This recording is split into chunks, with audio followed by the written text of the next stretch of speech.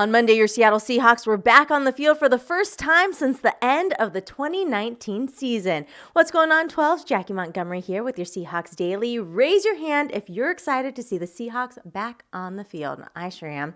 Someone else who's fired up is head coach Pete Carroll. He spoke with the media about the players returning to the field and the unique training camp schedule. This is not like any other start to any camp we've ever been around. The call for patience is like, it's ridiculous. It could be, we get to this point, we miss the off season, the physical part of it on the field and in the complex here and all of that. So we're so raring to go, and yet we can't start. The whole first week was really quarantine. Week 2 now is the ramp up period. And so we're still not there. We really won't get to practice like we want to practice until our third day on the field. It's like Thursday the 14th or something like that. So we're so far away from ever even getting to that point, because what we're doing right now is really to take the place of the off-season work that we would have had on the field. And so that's why we're ramping up, and the league has given us a structure that we can follow, that we need to be very disciplined about how we do this, and find out where our guys are conditioning wise. So today was the first day. And we only have half the team. Then we'll have the other half of the team out there in the afternoon to just see where we are. And it's really about individual evaluations, and then we'll make a collective decision too on where we are, and then we'll go from there. So this is just a unique time. There's nothing like it. We're going to put together a camp that's going to take us right to the opening game, and away we go. Like I've said to you guys in the past, I don't feel uncomfortable with that, because we just came out of the 9 years at SC, where your first game is you're playing for the national championship, because if you don't win that game, you may be out of it.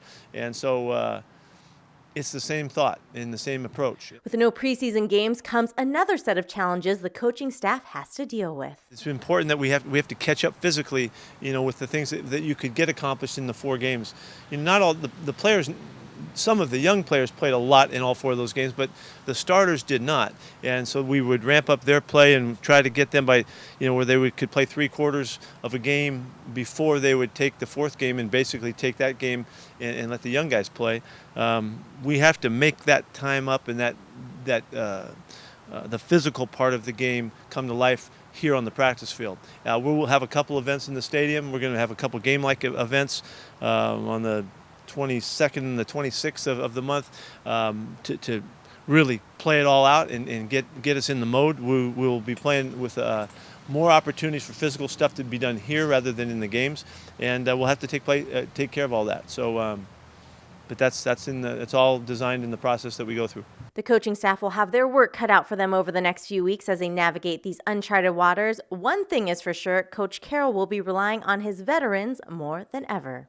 I'm optimistic that we're doing everything we can, and I love the leadership on this team continuing to send the message to the guys, because I really feel like more than ever the leadership in your locker room is going to be more meaningful and more instrumental in our success.